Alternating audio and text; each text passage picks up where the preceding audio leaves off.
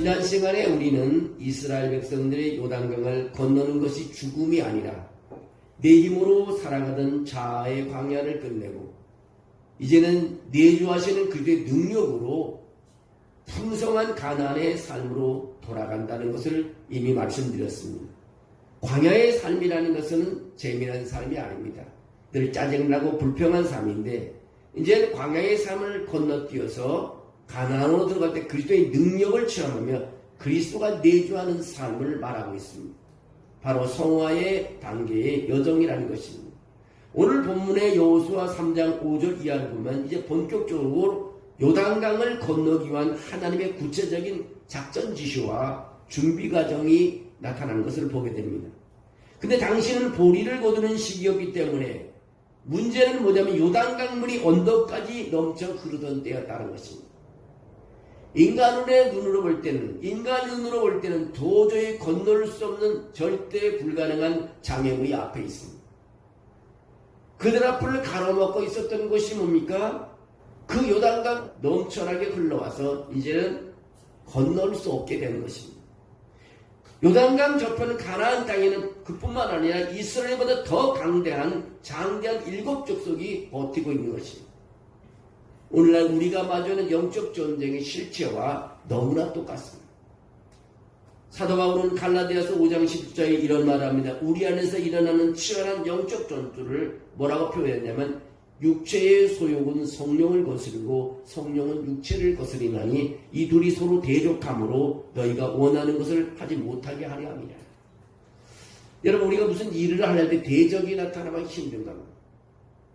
우리의 원수가 나타나면 일을 이룰 수가 없습니다. 적군이 나타나면 힘든 거죠.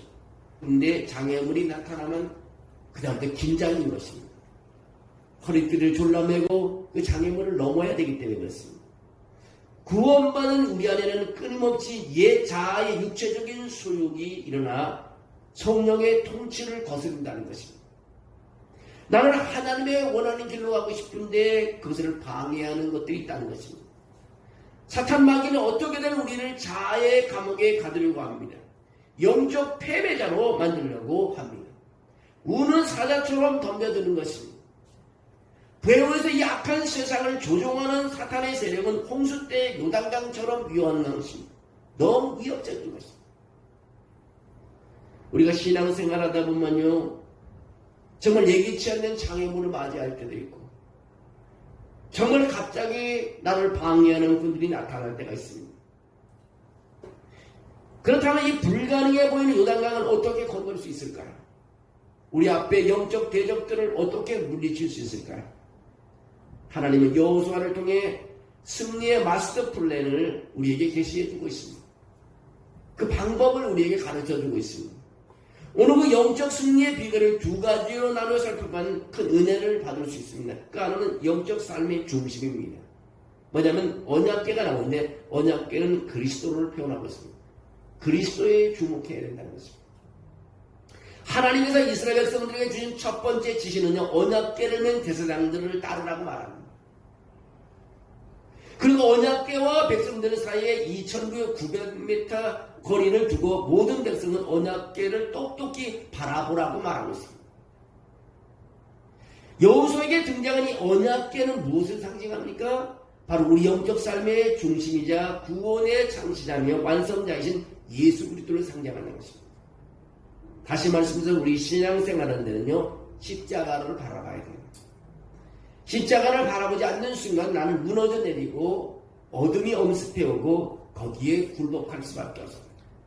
언약궤는 이스라엘 백성들과 함께 하신 하나님의 인재의 그런 표적이고 인재의 가시적인 증거라고 할 수 있습니다.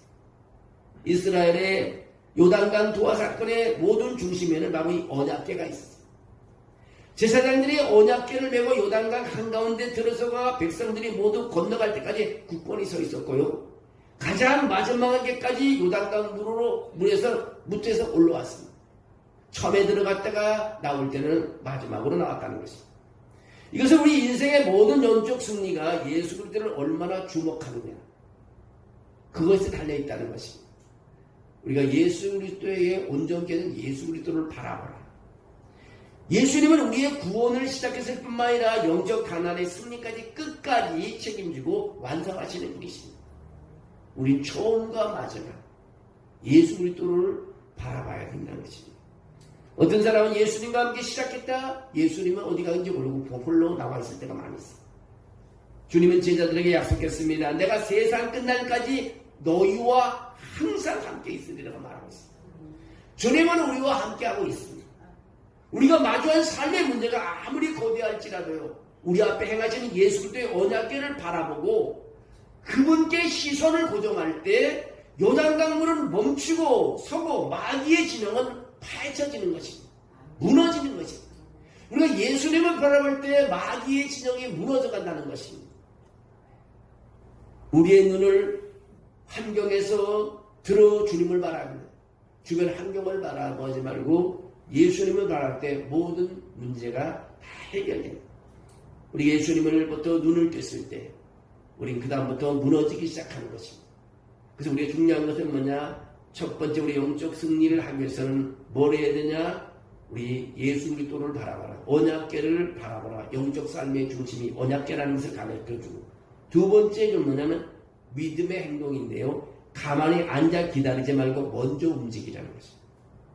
하나님께서 요구하신 두 번째 승리의 비결이 바로 아주 역설적입니다. 요단강 물이 다 마르고 갈라진 다음에 건너간 것이 아닙니다. 이제 뭐 장마가 그치고 이제 건너갈 만하면 건너간 그게 아닙니다. 물이 시퍼렇게 소용돌이 치면서 흘러 넘치고 있을 때 언약궤를 맨 제사장들의 발이 요단강 물에 닿자마자 강물이 위에서부터 멈췄다고 성경은 기록하고 있습니다. 여러분, 자전거는 바퀴가 움직이지 않으면 방향을 전환할 수가 없습니다. 마찬가지로 우리가 하나님 앞에서 가만히 앉아서 기다리기만 한다면 하나님께서 우리의 길을 인도하실 수가 없습니다. 우리는 무언가 행동해야 된다는 것입니다. 많은 성도들의 영적인 침체나 요단강 같은 장벽 앞에서 이렇게 말합니다. 하나님이 알아서 제 마음을 뜨겁게 해주겠지. 하나님의 환경을 다 열어주시고 하나님께서 환경을 바꿔주시면 그때 가겠습니다. 그래서 성경이 그렇게 말하죠. 성경이 말하는 참된 믿음의 태도가 그런 것이에요. 믿음은 하나님이 행하실 것을 신뢰하고, 믿음은 하나님께서 행하실 것을 신뢰하고 내 발걸음을 먼저 불가능해 보이는 강물 속으로 내딛는 때 웅장한 그런 모험이 되고 그런 결단이지만 거기서 역사가 일어나는 거죠. 먼저 행동으로 움직여야 되는 것입니다. 내가 기도를 해야지 생각할 때 우리는 기도를 7일을 작정하든 20일을 작정하든 40일 정도 해야 되는 거죠. 만약 기도를 해야지 하면 안 되는 거죠. 우리 전도도 마찬가지입니다. 내가 전도를 해야지 하고 멈추면 안 됩니다. 우리가 이제 부채가 1000개가 나오는데 거의 500개가 이제 다 이웃에 돌렸습니다. 기도를. 이제 500개 뿐이 안 남았어요. 그냥 부채 갖다 놓고 그냥 해야지 하면 아무도 안 맞아요. 우리가 믿음으로 부채도 나눠줄 때 하나님께서 역사하시고, 한 가정의 일도 해서 모든 것도 하나님이 나에게 영감을 줄 때 움직여가야 돼요. 멈추면 역사가 없습니다. 아브라함의 부르심과 엘리에세의 발걸음을 보실래요? 성경에 나온 믿음의 조상 아브라함을 보십시오. 창세기 12장에서 하나님께서 너는 너의 고향과 친척과 아버지의 집을 떠나 내가 내게 보여줄 땅으로 가라. 그렇게 했을 때 아브라함은 가나안 땅이 어떻게 생겼는지, 유산을 얼마나 줄지 미리 계획을 짜고 움직이지 않았습니다. 그는 갈 바를 알지 못하지만 먼저 출발했습니다. 성경 갈 바를 알지 못해서 출발했습니다. 그가 순종하여 길을 나섰을 때 비로소 하나님께서 가나안 땅을 보여주시고 나타나셨습니다. 아브라함의 신실한 종 엘리에셀이라는 분이 있습니다. 이삭의 신부감을 구하러 나갔을 때도 마찬가지입니다. 그 리브가를 만나고 나서 하나님이 인도하셨구나라고 고백하며 이렇게 말했습니다. 내가 길에 있을 때 여호와께서 나를 인도하셨나이다. 만약 엘리에셀이 하란 땅으로 가지 않고 집안에 가만히 앉아서 하나님이 이삭의 신부감을 거실로 보내주실 줄로 믿습니다 하고 기도했다만 이루어지지 않았을 때 리브가를 만나는 하나님의 신비스러운 예비하심을 결코 경험하지 못했을 거예요. 그러나 엘리에셀은 간 것입니다. 이삭의 신복강을 하면서 아브라함의 명령에 순종하고 움직여갔더니 하나님의 예비해 놓은 신복감이 거기에 있었습니다. 여러분, 하나님의 지시와 명령이 떨어졌다면 이제 움직일 때가 된 것입니다. 기도의 자리에서요, 기도에 물이 저는 나오지 않아 차갑고 메마를 자를지라도 무릎을 꿇고 입술을 열어 부르짖는 행동을 시작할 때, 우리 움직이기 시작할 때 거기는 하나님의 역사가 있을 줄로 믿습니다. 용서할 마음이 손끝만큼도 생기지 않았을지라도 주님의 말씀에 순종하여 먼저 찾아가 손을 내밀 때, 믿음의 발걸음을 디딜 때 기적이 일어납니다. 근데 요단강이 갈라지는 기적이 일어나는 것입니다. 우리는 하나님께서 기도하는 사람에게는 항상 하나님께서 마음을 주십니다. 양심으로도 우리에게 하나님께서 지시할 수도 있고, 하나님의 말씀으로도 우리에게 지시할 수도 있고, 꿈으로도 지시할 수 있지만, 하나님께서는 우리에게 하라고 했을 때, 그 마음이 들었을 때 우리는 움직여 나가야 되는 것입니다. 우리가 밥 먹으러 가는 것도 그렇잖아요. 어디 식당 가면 맛있다, 한번 가봐야지. 우리 안 가면 그 음식을 맛볼 수 없지만, 그냥 우리가 가만 그 음식을 맛볼 수 있습니다. 우리가 하나님께서 우리에게 영감을 주셨을 때, 움직이고 기도할 때 하나님께서는 역사해 주신다는 사실입니다. 오늘 여호수아 3장 1절 13절에 보면 이스라엘 백성들은 시팀에서 떠나 요단강에 이르러 본격적으로 강을 건너기 전 3일 동안 머무르며 마지막 준비를 했습니다. 성경에 말하는 여호와를 바라고 기다리는 시간이었습니다. 아무것도 안 하고 멍하니 있는 게 아닙니다. 그것은 하나님의 거대한 구원 역사를 기대하며 내 심령을 거룩하게 성별하는 영적 로딩의 시간입니다. 3일간의 영적 장비가 끝났습니다. 주님은 오늘 이 시간 우리에게 결단을 촉구하고 있습니다. 너는 언제까지 광야의 영적 파산자로 거지로 살아나느냐? 언제까지 내 힘으로 해보려고 좌절하고 자아의 노예로 머물리겠느냐? 주님께서 말합니다. 이제 일어나 가라고 말합니다. 일어나 이제는 내 발을 요단강에 데려놓으라고 말합니다. 여러분, 우리가 가는 길을 주님이 함께 하십니다. 주님이 앞서가서 우리의 길을 열어놓으시는 것이 우리의 신앙인 것입니다. 우린 그런 신앙을 우리는 잃지 말아야 합니다. 우리가 대업을 넣고 기도할 때 꼭 하나님 안의 역사입니다. 정말 우리가 큰 일을 얻기 위해서는 하나님께서 또 우리에게 큰 일을 맡겼을 때 더 많은 기도를 요구하고 있습니다. 우리는 이루어질 때까지, 이미 기도를 시작할 때는 하나님이 우리 기도를 아마 응답해 주셨지만, 그럼 우리가 마지막까지 기도하기를 원하시는 것이 우리 하나님의 마음이라는 것입니다. 주님, 제가 약속의 땅으로 들어가겠습니다. 제 앞에 어떤 일이 기다리고 있는지 저는 다 알지 못하지만 오직 주님의 명령을 기다리며 내 믿음의 발을 요단강에 내딛습니다. 이런 신앙으로 우리는 하루하루를 지나가야 됩니다. 우리가 기도할 마음이 있는데도 기도하지 않으면 안 됩니다. 쉽게 말하면 지금 밥을 할 시간인데 밥을 하지 않으면 다 배고픈 것입니다. 우리가 기도할 시간에는 기도하고요, 예배할 시간에는 예배하고요, 또 전도할 시간은 전도하고요, 이웃을 돌볼 시간은 이웃을 돌볼 시간, 성령이 이끌리는 삶을 살아가기를 주의 이름으로 축원합니다. 난 욥기서를 1장부터 42장까지 읽으면서 늘 느끼는 것입니다. 욥은 자기 마음에 꺼리키는 일을 하나도 하지 않았다는 것입니다.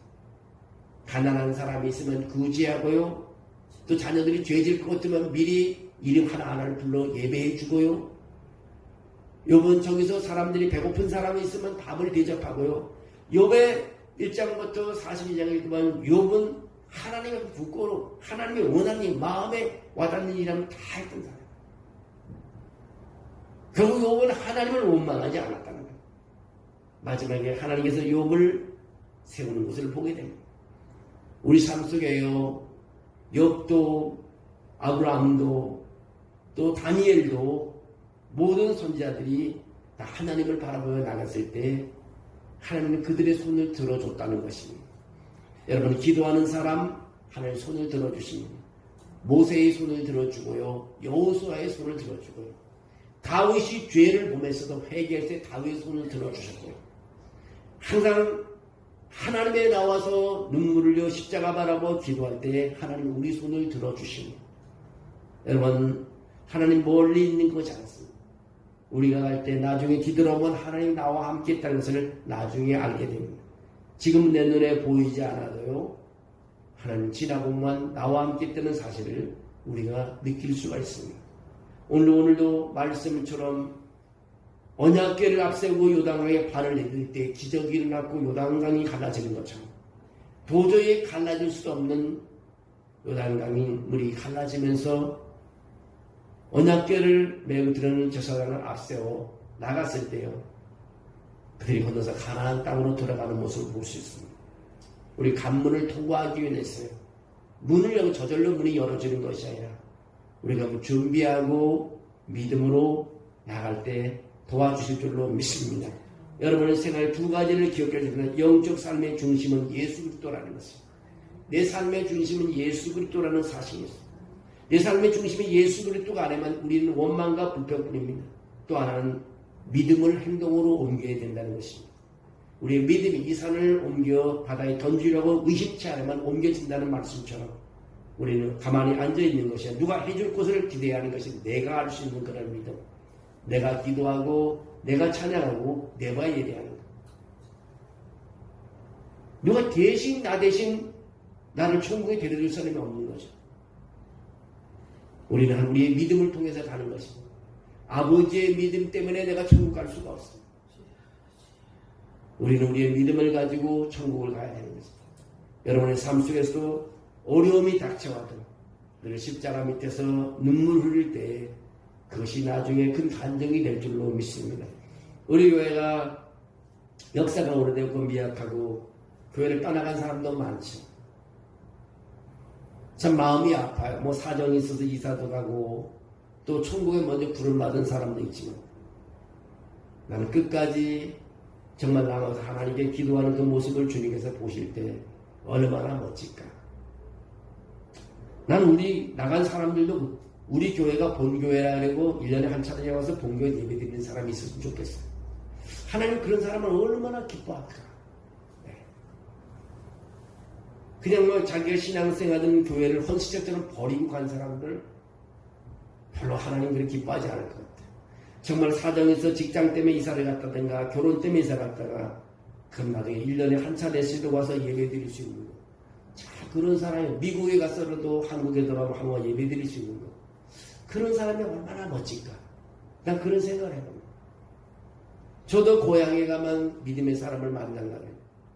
또 내가 선교제 가도 정말 어떤 사람들이 후원해서 세워준 교회를 또 한 번 가서 눈물을 흘리고 길러오시고, 나중에는 한번 필리핀 가게 되면 저 산속 오지에 거의 쓰러져 가면서 세웠던 교회를 한번 가보려고 해요. 그리고 지금도 얼마나 사람이 많이 남아있는지.